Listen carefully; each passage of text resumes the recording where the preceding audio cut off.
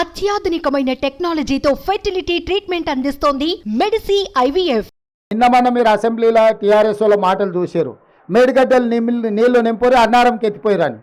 అసలు హరీష్ రావు దూలం లెక్క పెరిగింది కానీ దూడకున్న బుద్ధి కూడా లేదు. ఇప్పుడు అన్నారం బొక్కవాడు అన్నారం నుంచి నీళ్ళు వచ్చి ఇది కొట్టుకపోతుంది మేడిగడ్డ, మళ్ళా మేడిగడ్డ నుంచి అయితే అన్నారంలో పోయింది అంటుండు. అన్నారంలో ఉన్న నీళ్ళే దానికి మొత్తం లీకేజీలు వచ్చి అది కూలిపోయేటట్టుందని దాంట్లో ఉన్న నీళ్ళు కిందికి వదిలాం. వాళ్ళు మన అసెంబ్లీలో చేసిన వాదన మొత్తం చూడండి. నేను అందుకే చెప్తున్నా, దూలం లెక్క పెరిగితే సరిపోదు, దూడకున్న బుద్ధాన్ని ఉండాలి అని హరీష్ రావుకి చెప్పదలుచుకున్నా. ఈ మేడిగడ్డ కూలింది అని మేడిగడ్డల నీళ్లు తీసేసినాం.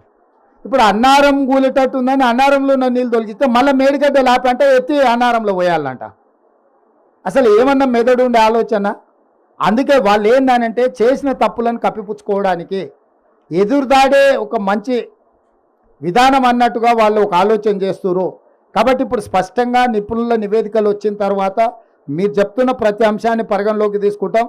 ఏదేమైనా మహారాష్ట్ర ప్రభుత్వాన్ని ఒప్పించి 980 దగ్గర పాత ఒరిజినల్గా ఏదైతే డిజైన్ చేసినామో ఆ రోజు అక్కడ అది నిర్మించడం ద్వారా గ్రావిటీ ద్వారా ఎన్ని ఎకరాలకు నీళ్ళు ఇవ్వగలుగుతాం, వాటిని కూడా మా సాగునీటి నిపుణులు ఈరోజు అంచనాలు వేస్తున్నారు.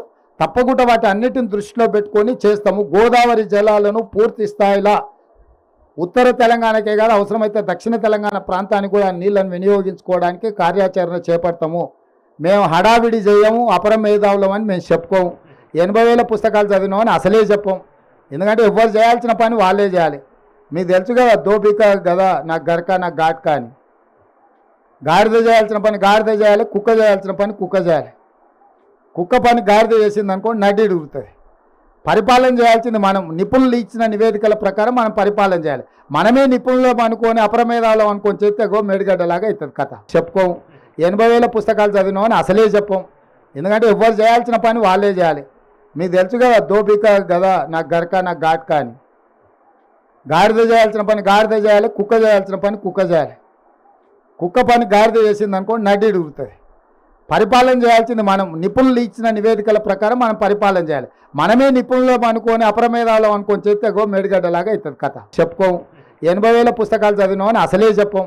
ఎందుకంటే ఎవరు చేయాల్సిన పని వాళ్ళే చేయాలి. మీకు తెలుసు కదా, దోపిక కదా నాకు గరక నాకు ఘాట్కా అని. గాడిద చేయాల్సిన పని గాడిద చేయాలి, కుక్క చేయాల్సిన పని కుక్క చేయాలి. కుక్క పని గాడిద చేసింది అనుకోండి నడ్డి ఉడుగుతుంది. పరిపాలన చేయాల్సింది మనం. నిపుణులు ఇచ్చిన నివేదికల ప్రకారం మనం పరిపాలన చేయాలి. మనమే నిపుణులు అనుకొని అపరమేధావులం అనుకొని చెప్తే మేడిగడ్డలాగా అవుతుంది కథ. కాబట్టి కొంత ఆలస్యమైన దాన్ని పక్కడబందీగా చేయాలనేది మా ఆలోచన. తప్పకుండా ఆ ప్రాంతం నుంచి వచ్చిన మంత్రివర్యులు శ్రీధర్ బాబు గారు ఉన్నారు. పూర్తిగా దాని మీద నిరంతరం పర్యవేక్షిస్తున్నాం. దాన్ని తప్పకుండా మంచి జరిగేటట్లనే నిర్ణయం ఉంటుంది.